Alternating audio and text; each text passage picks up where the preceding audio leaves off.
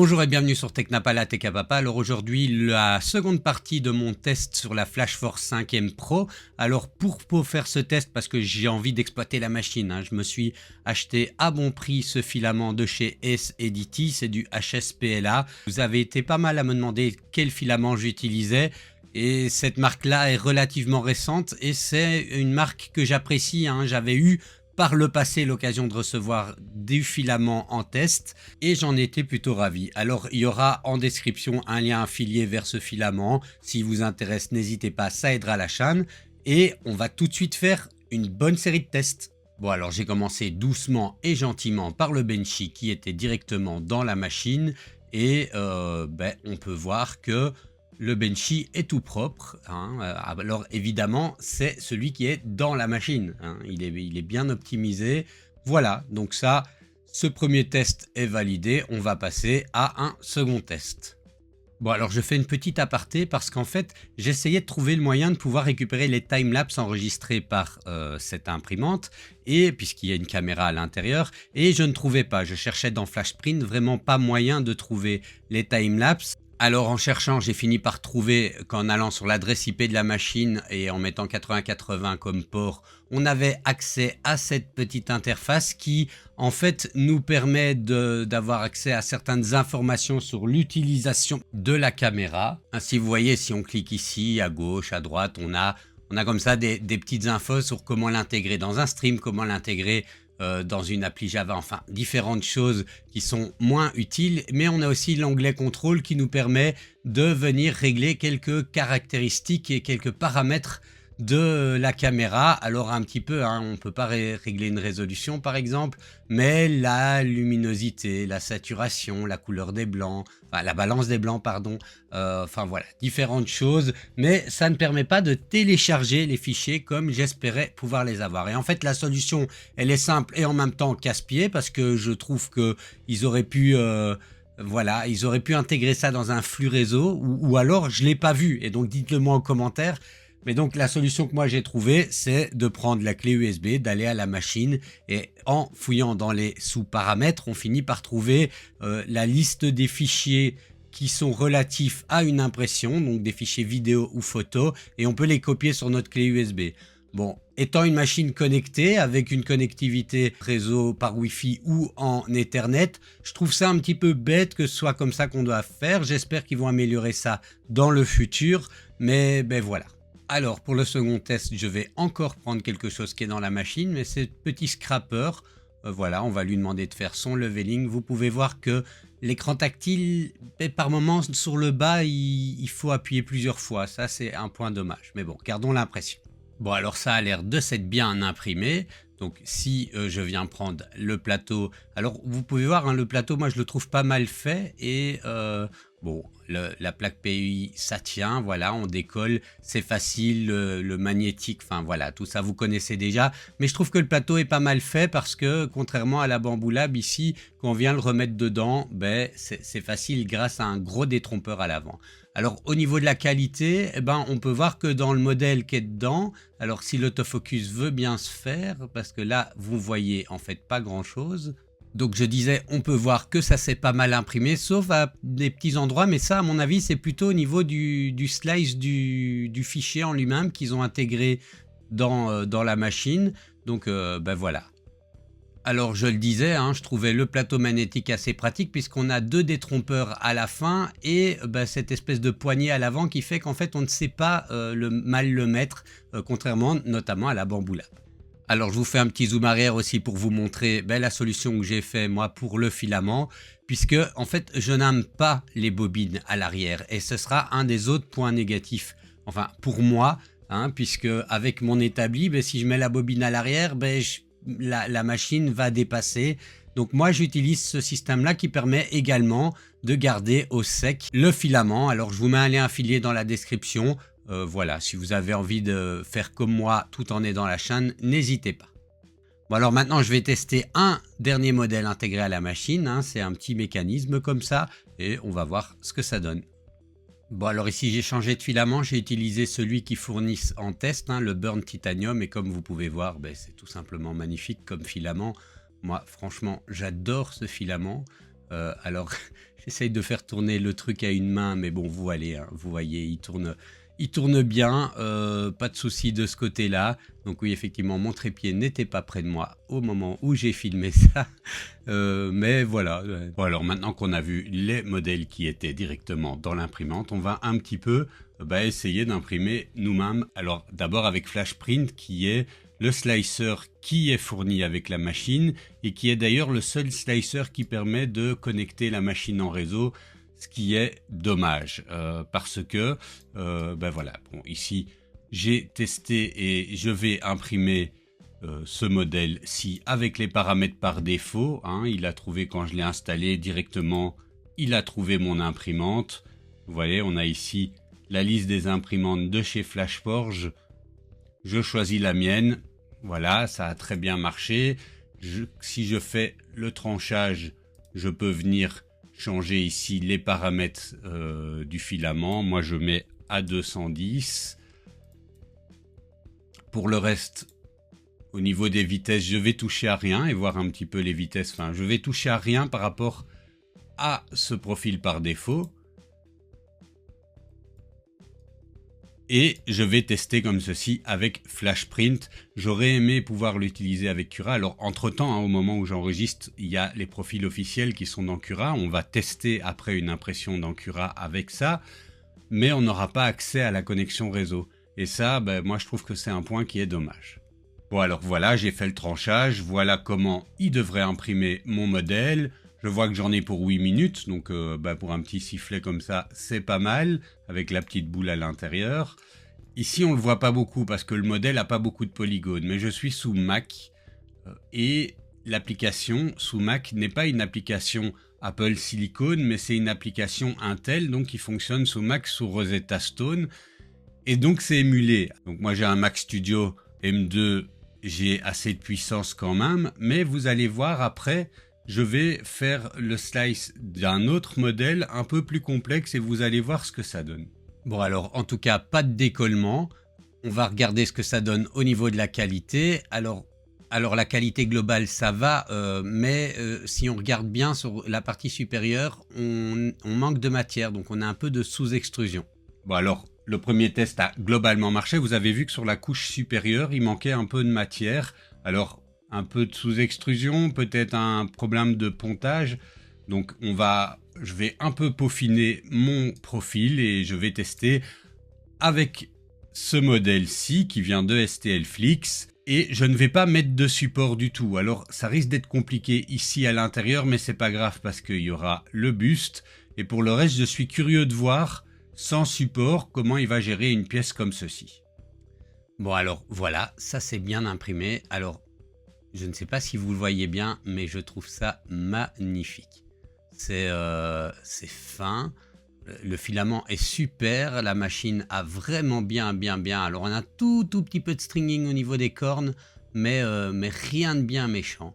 Alors me voilà dans Orca Slicer, puisque dans les dernières versions, qui est toujours en bêta ici, mais les dernières versions intègrent les drivers pour les Flashforge de dernière génération, donc les deux Adventure 5. Et donc vous voyez ici on a le choix entre les deux profils en 0.4 ou en 0.6 pour les deux Flashforge. Alors moi j'avais déjà mis la mienne, c'était juste pour vous montrer.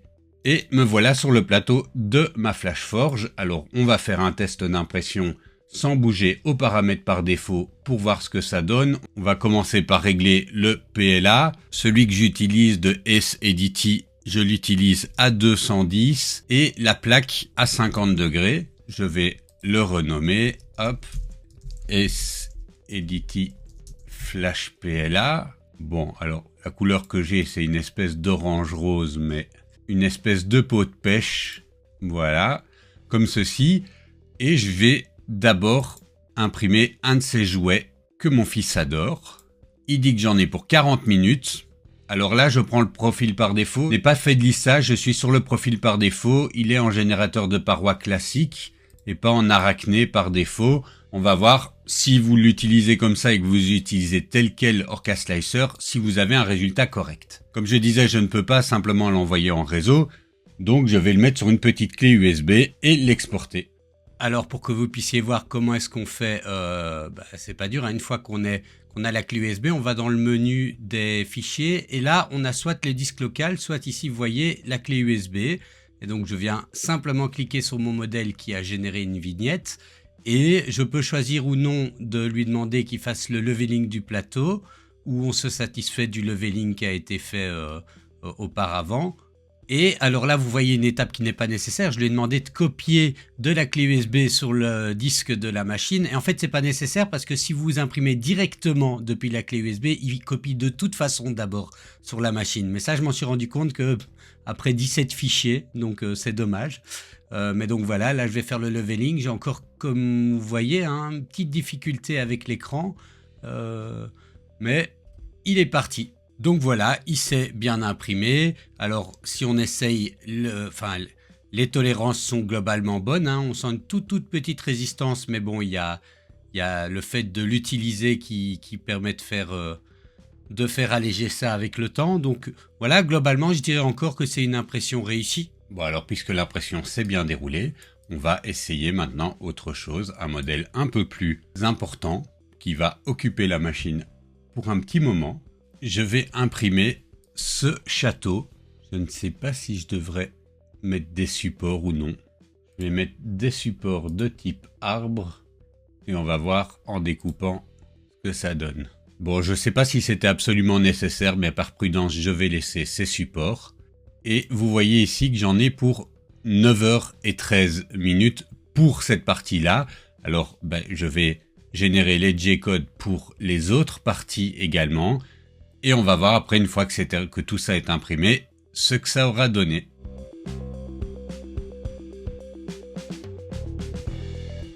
Bon, alors pour la troisième pièce, je suis curieux de voir ce que ça donne sans support, hein. Donc vous voyez celle-ci. Alors je vais prendre un risque et on verra. Peut-être j'aurais pas dû mettre des supports sur les deux premières. On verra. Bon, alors vous le voyez, hein, c'est très propre.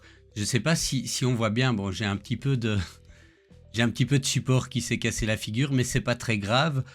Les supports se retirent en fait super facilement et tellement facilement que je vais vite tous les retirer pour vous montrer la pièce sans les supports.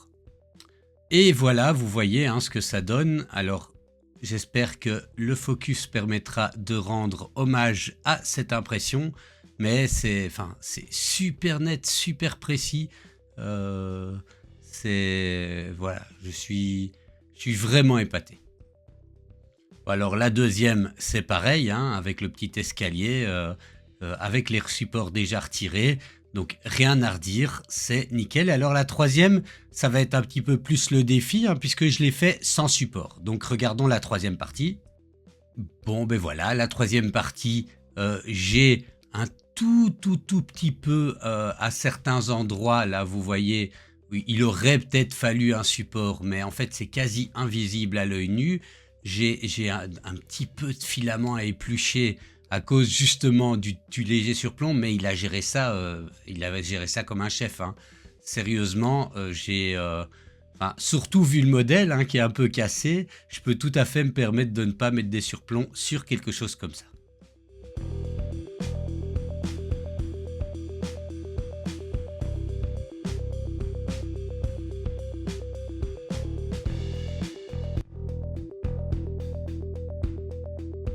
Bon, alors vous venez de voir sur le timelapse, hein, j'ai imprimé beaucoup de pièces. En fait, j'ai imprimé 24 plateaux composés sur Orca Slicer, 24 plateaux d'un grand bateau pour à peu près 5 kg de filament. Donc vous voyez, je dois mettre pas mal de supports dessus et on va avoir des pièces comme ceci, à peu près une cinquantaine de pièces au final. Alors j'ai eu pas trop de soucis, mais j'ai quand même eu 2 soucis que je vais vous montrer tout de suite pendant cette impression des 24 plateaux différents. Alors le premier souci, c'est ceci, c'est au moment où je voulais lancer un nouveau fichier, hein, qui était en fait sur la clé USB, à peu près le 22e fichier sur les 24, je suis arrivé à ce message, Insufficient RAM. Alors, en tant que techos, j'ai réfléchi, RAM, il lui manque de la RAM. Mais c'est quoi ce bordel, voilà, et j'ai commencé à essayer à chercher, j'ai rebooté la machine, ça ne changeait rien, j'ai pas fait le lien en fait, et je me dis mais enfin comment il se peut manquer de RAM, c'est nouveau ça, des machines où on va manquer de RAM. Après, Voilà, je me suis dit, ah, enfin, j'ai posté la question ici et des amis m'ont répondu, oui, mais bon, c'est peut-être la mémoire de stockage. Et puis, effectivement, c'est de la mémoire MCC, c'est une espèce de RAM. Ok, moi je trouve qu'ils sont pas très clairs dans leur traduction ou dans le message, mais il s'agissait effectivement du stockage. Alors j'ai commencé à supprimer des fichiers qui étaient sur le stockage interne, mais là rien n'y faisait. Ça ne marchait pas non plus. Et donc, j'ai commencé à effacer des fichiers qui étaient sur la clé USB aussi. Et là, ça marchait. Donc, bah, je buguais un peu, hein, puisque voilà. Donc, j'imagine qu'il écrit quand même des choses sur la clé USB. Alors, une autre piste aussi, c'est que si vous activez le timelapse, eh ben, tout ce que vous imprimerez, il enregistre un timelapse et ça bouffe sur la petite mémoire de 8 Go au final, puisqu'on n'a que 8 Go et qu'on ne sait pas, il n'y a pas une carte SD, c'est soudé sur la carte mère, donc on ne sait pas l'augmenter. Donc voilà, ça c'était un premier souci pour lequel je vous apporte une solution, mais que peut-être quelque chose du design que j'aime un petit peu moins. Alors le deuxième problème, qui n'est pas vraiment un problème, mais c'est la manière dont on peut changer le filament en cours d'impression. Et en fait finalement charger et décharger le filament, puisque vous voyez via le petit menu ici, on peut soit charger du filament, soit changer le filament en cours d'impression, mais en fait, il n'y a pas de bouton pour unloader le filament. Donc, ce qu'il nous dit, c'est qu'il faut ouvrir, aller couper l'ancien filament au plus proche, et puis alors appuyer comme ça, il extrude, hein, mais plutôt que retirer, et ensuite on peut venir mettre le nouveau filament. Je trouve que c'est...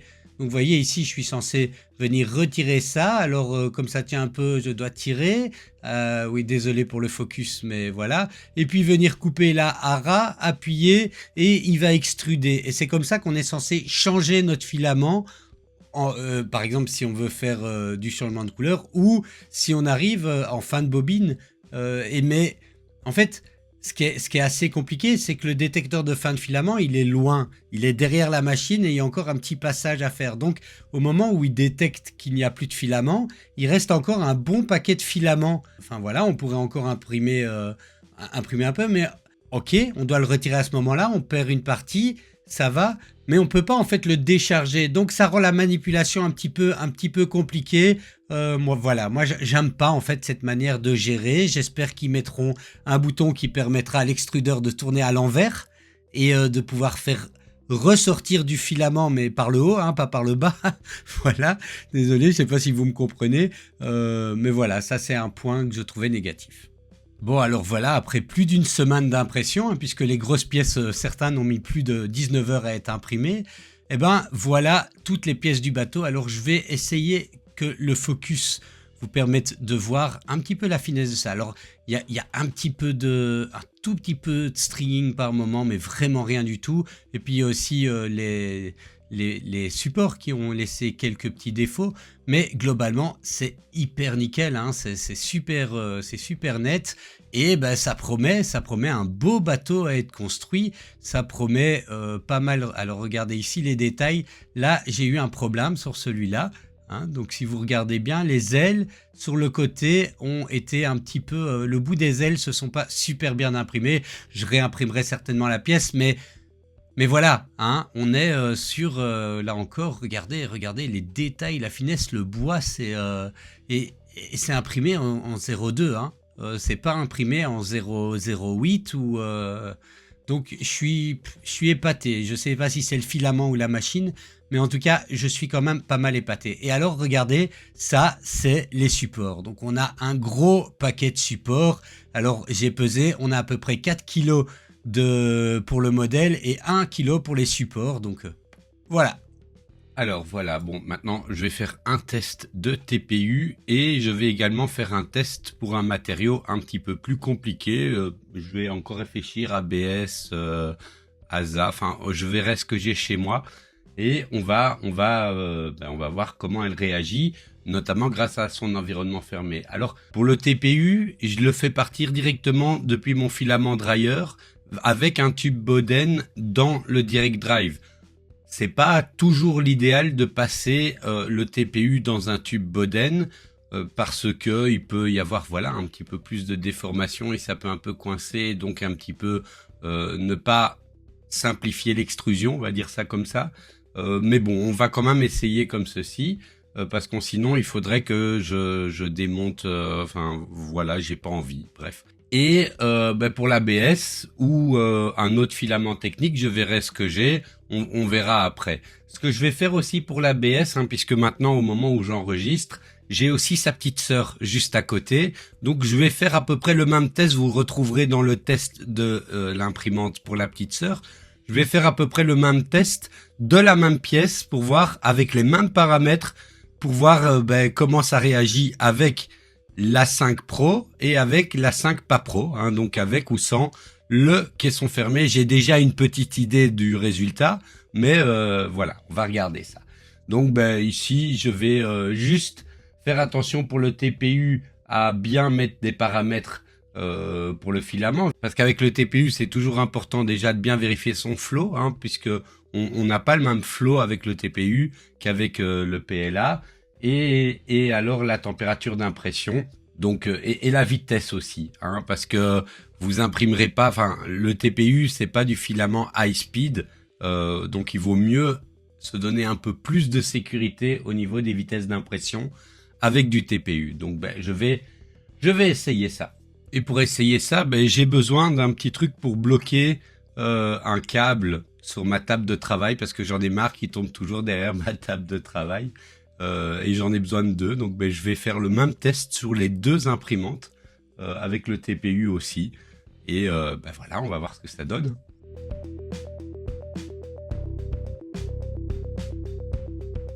Bon, au moins il a l'air d'avoir collé. Alors d'ailleurs ça colle vraiment bien, c'est pas super facile à retirer.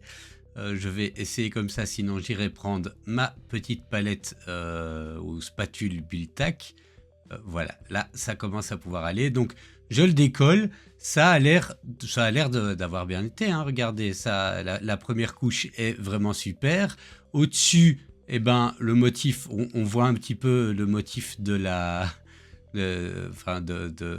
du remplissage, mais voilà, ça donne un effet, on va dire, et il a l'air de fonctionner parfaitement bien. Alors on va l'installer, je vais vous montrer ce que j'en fais. Et je ferai pareil avec sa petite sœur, mais ça vous verrez dans la vidéo qui viendra sur le test de sa petite sœur. Alors voilà, voilà à quoi ça sert. Je vous disais, sur ma table de bench, ma table de test plutôt, j'ai toujours un câble comme ça, puisque c'est le même câble pour à peu près toutes les machines, c'est plus facile, et il avait tendance à tomber de l'autre côté de la table, donc maintenant je peux le retrouver, le récupérer beaucoup plus facilement. Même s'il tombe, il reste bloqué là comme ça. Voilà. Moi je trouvais ça pratique, et merci la Flashforge. Alors j'aurais pu avec une autre machine, mais bon, merci la Flashforge quand même. Bon, alors maintenant je vais tester l'ABS avec la Flashforge. Donc ici ce que je vais prendre comme modèle, c'est des petits trucs que je voulais pour mettre à différents endroits de mon atelier. Pour faire tenir ces fameuses petites pinces coupantes, puisque je dois toujours la chercher, et j'en voudrais une proche de chacun de mes endroits où je mets mes imprimantes. Donc j'ai trouvé ce petit modèle, et puis voilà, on va essayer d'en imprimer un, et je vais le mettre sur une clé USB, comme ça me permettra d'essayer aussi avec la 5M, donc sa petite sœur. Là je m'attends pas à un excellent résultat, puisqu'on devrait avoir du warping et puis tout ce qui va avec, puisqu'on n'est pas sur un caisson fermé, mais bon, par curiosité. Donc voilà, je vais m'occuper de celui-là. Bon alors voilà, ça s'est bien imprimé, comme vous le voyez, il n'y a pas de warping, ça a bien collé au plateau, et le modèle est plutôt propre. Alors en chipotant bien, on peut trouver encore des affinements à faire, mais pour une première impression avec un profil standard comme ça, pour de l'ABS, je trouve franchement que c'est vraiment pas mal. Bon alors le moment est venu pour ma conclusion. Alors ma conclusion, si vous m'avez suivi un petit peu sur mes réseaux sociaux, vous avez vu que j'étais très content de cette machine. Et ça reste vrai. Bon, j'ai eu quelques petits soucis que je vous ai présentés dans la vidéo. Il y a un ou deux choix de design que je trouve regrettables, et je vais revenir dessus tout de suite. Mais globalement, mon expérience a été bonne avec cette machine. Pour moi, c'est vraiment... Je le dis tout de suite, pour moi, il y a 3 machines que je retiens de cette année, et elle fait partie des 3. L'autre étant la Kiddy, et la 3e, je vous garde ça pour plus tard. Mais donc voilà, c'est vraiment une machine que je trouve pour son prix, on a une bonne machine. Alors oui, dommage, les fonctionnalités réseau qui sont limitées à l'utilisation de leur slicer et qui ne permettent pas de gérer les timelapses de manière très très correcte.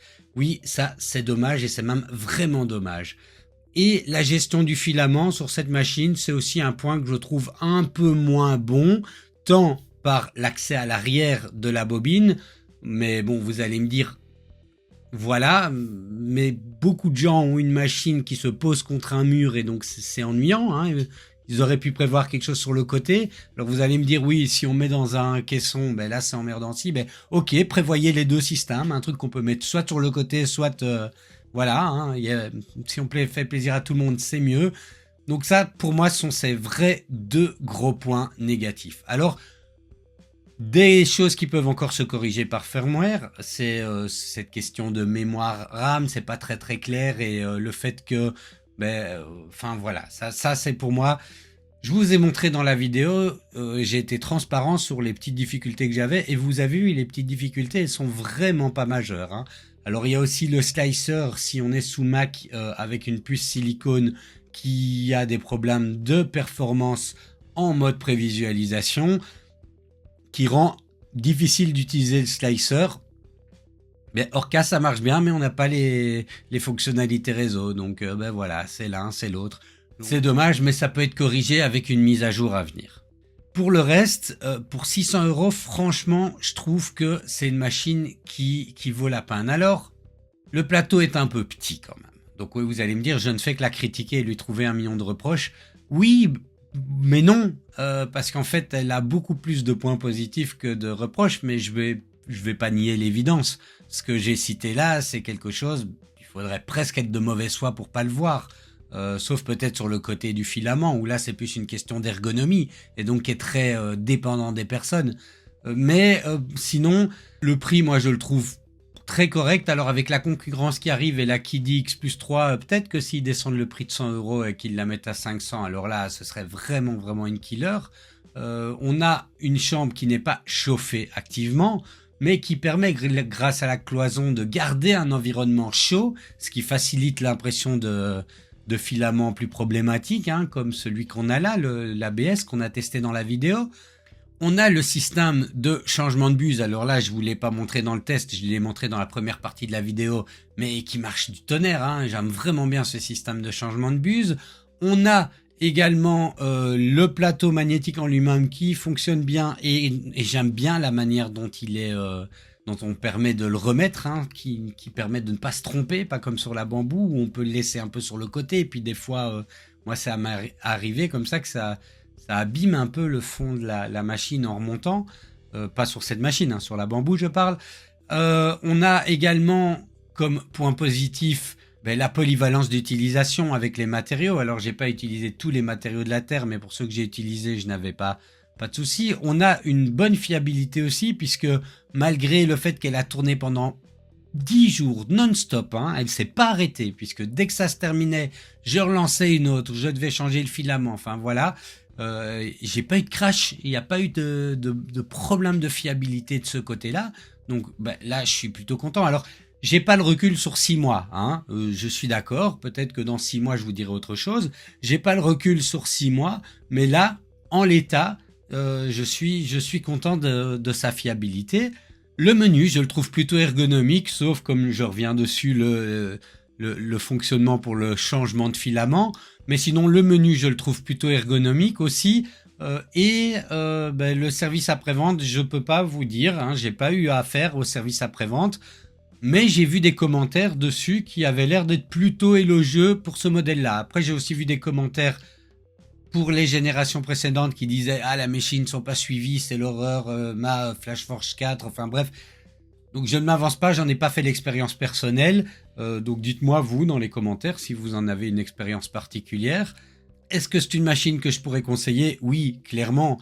Alors, pour moi, elle est quand même en concurrence dure et rude avec la Kiddy X+, parce que la Kiddy X+ est un petit peu plus chère ou à peu près au même prix, qu'elle est plus grande et qu'on a à peu près, à part le système de changement de buse, on a quelque chose de très similaire. Voilà. mais on est sous Clipper, donc on a peut-être un peu plus de flexibilité pour les fonctionnalités réseau. Toutefois, c'est une machine que j'aime bien, vraiment, elle est sobre, alors peut-être que c'est parce que je l'ai payé et que c'est vrai que j'ai reçu beaucoup de machines ces derniers temps, alors puisque je l'ai payé, j'ai peut-être un attachement, ça c'est possible, mais c'est vraiment une machine que j'aime bien et qui restera dans mon atelier, je pense, à moins qu'un de ses concurrents ou que la 6 qui sorte ou qui sorte une 5e max avec un grand plateau, alors là oui, hein, je la prends et je la garde, mais voilà, donc c'est une expérience positive pour moi. J'ai pas grand chose d'autre à dire. Vous avez vu dans la vidéo un petit peu comment elle fonctionnait et les petits problèmes que j'ai rencontrés. Est-ce que vous pouvez l'acheter les yeux fermés? Moi, je pense que oui, sauf si vous préférez la concurrence et que vous préférez qui dit. Par rapport à une P1P, P1S, je la trouve mieux. Voilà, alors vous n'aurez pas le multicouleur, mais moi je trouve qu'elle est bien mieux qu'une P1P, P1S au niveau de sa gestion globale. Je parle pas de l'écosystème, hein, MakerWorld est bien, elles sont bien hein, les P1P et les P1S, hein, je dis pas le contraire. Je sens que je vais encore avoir des bamboo lovers qui vont me tomber sur la tronche. Non, j'ai pas dit du mal de bambou, je vous assure. Hein, non, mais soyons honnêtes, moi je la trouve mieux que la Bamboo Lab P1P ou P1S, mais c'est une question de choix, une question de feeling. Voilà, dites-moi dans les commentaires, incendiez-moi si vous voulez, ça fait fonctionner l'algorithme. Même si vous m'insultez, c'est bien, ça fait des choses. Je le dis parce qu'il y a des gens qui commencent à être moins sympas avec moi et puis moi j'aime bien répondre avec un peu de piquant. Mais en fait c'est bien, ça alimente l'algorithme, ça fait visibiliser la vidéo. Dites que je dis des conneries, c'est très très bien. Ça me va tout à fait. Et puis dites que c'est bien, hein, si vous voulez aussi, vous empêchez pas. Et je vous dis à la prochaine. N'oubliez pas, pouce, like, abonnement, patati patata. Ciao!